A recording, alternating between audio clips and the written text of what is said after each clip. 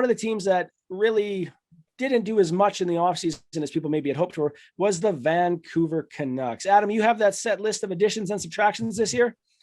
I do. Just give me a second. For sure. The Canucks are one of those teams that people had a lot of faith for, but had a terrible start to the season. And as the season progressed, they fired their coach. They had one of the worst, I think it was worst power play or penalty kill in almost the NHL history. And they fired their coach, Travis Green. They brought in Bruce Boudreau. And with that, all of a sudden, that team turned around and was able to, and with that, they were able to actually turn around their season and bring in, or have actually one of the better seasons moving forward in that. And the offseason looked for some promise where they were hopefully able to move some contracts, sign some big players, and commit to the team long-term. However, have they done enough to make themselves into a threat in the West? You have that additions and subtractions list, Adam? I do. Key departures were Yaroslav Halak, Brad Hunt, Lamico, and Matthew Highmore. So, I mean, really, are those key? And then what they brought in were Kuzmenko, Mikheyev, Lazar, and Dakota Joshua. So it looks like those are kind of their guys they're looking for. And of course, they got their core with Elias Pettersson, huge signing with JT Miller this summer, and Brock Besser and Horvat coming back. So Lazar was brought in to partially to win faceoffs, and also because he was a right shot, which was something they needed. I know this from the Canucks broadcast on the last episode or last game against the Oilers. However, when you're looking at this team, one of the biggest questions on this team has always been the defensive structure. They have a very old, much slower defensive structure, but they made some big changes last year and brought in things that they thought were going to switch stuff up. I'll let Sanjay or Pilon tackle this one, what they think the problem is with the Canucks or how they think they're going to do. Yeah, man, I don't mind taking it. I actually think Vancouver's in a good position. As you mentioned, they started off slow with Travis Green, but they brought in Boudreau, and he's a heck of a coach, and he seemed to turn things around. The problem was they just ran out of runway. It was too late in the season. They were too far back. They couldn't make up that ground. But coming into this season, there's reason for optimism on the West Coast. I actually think they're going to be a very good team, and I think they'll be battling for a playoff spot here. I think Vancouver, with their forwards, I think they're going to surprise a lot of people. And they do have Demko, who I think is one of the better goaltenders in the NHL. So that definitely helps. I have been a bit surprised. I've been seeing a lot of projections ranking them quite high in the Pacific. I thought they'd be a bubble team, not, second place in the Pacific. Like I've seen some people project. I just don't think their defense is still good enough. Like you said, they brought in some people last year, Baron, but it didn't really help. They were still a below average defensive team. Quinn Hughes, he's a stud. He could continue to improve and but he's only one guy. And then in the forward ranks, they brought in Mikheyev. I liked Mikheyev for the Leafs. Great penalty killer, fast, lots of speed. But he scored 20 goals last year, but that was the first time he's ever scored that much before. So it'll remain to be seen if that he can actually contribute that kind of offense again, or if he is just more of a defensive specialist.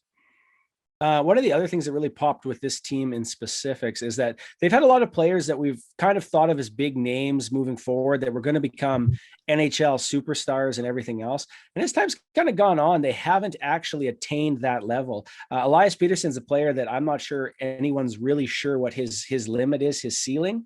They have had to deal with some injuries around guys like and personal issues around guys like Besser and Horvat. And those things have kind of wondered. And that was a huge reason why they kind of needed to keep JT Miller, is that he was probably one of their most consistent forwards and a huge part of that team's ability, if they're going to make the playoffs or have a push, to get there. That's JT Miller is solid. I didn't realize how many points he puts up every year. He put up like 90 some points last year, right? Like he is just quietly been very productive for Vancouver ever since he's been with Vancouver.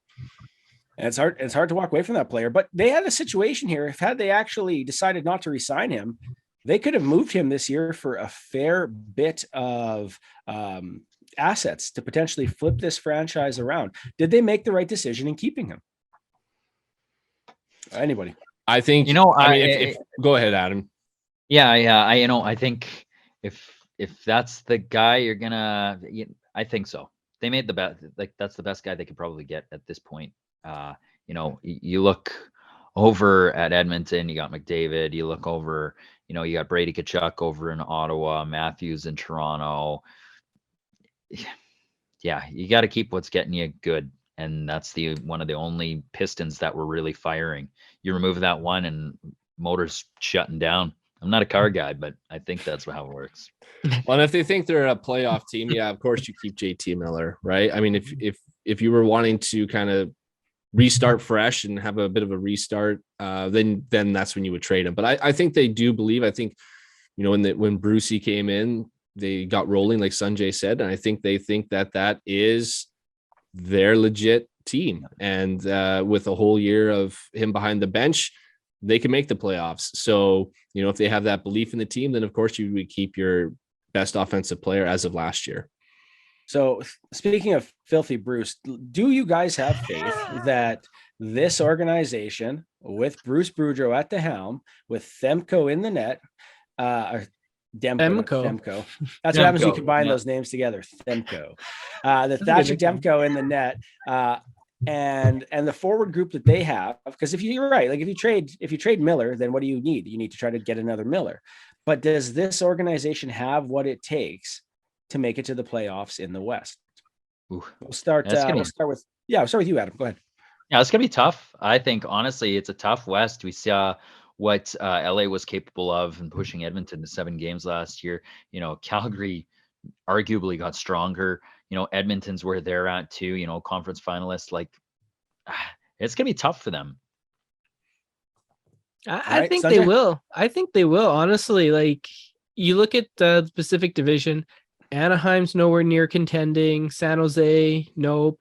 Seattle, nope. Vegas, who's their goalie? So it really comes down to, I think, them and LA. And I didn't think about that. You think of LA, yeah, everything kind of went right for them last year. They, their rookies, the young players performed better than anyone expected. They had a great season. God, can they do it again? Flames. Are you talking about the Flames again? I'm not bringing up the Flames. I'm talking about. No, I'm just saying, like he's like everyone had a good year. Everyone did better than they thought. I mean, yeah, that's fair. I think they're going to be a bubble team. Like I said, I think they'll be fighting for that playoff spot all year. I think it will come down to probably between them and Vegas as to who gets in. We'll have to see how Vegas does with, their health through with their players. I mean, how their goaltending is going to be. I'm going to say Vancouver just falls short. I don't think they make it this year. I think I'm with Ryan on this one. I feel like they are probably as close to a bubble team as there could be. But if you have to stack up and say who's going to be better, them or the Kings, I think the Kings will probably have that little piece above them. And that is going to be all the difference when it comes down to it. So for that reason, I too will also vote that this is a bubble team. But I think they will improve this year. And Bruce Boudreau he has a history of making the playoffs. So can't really count him out yet.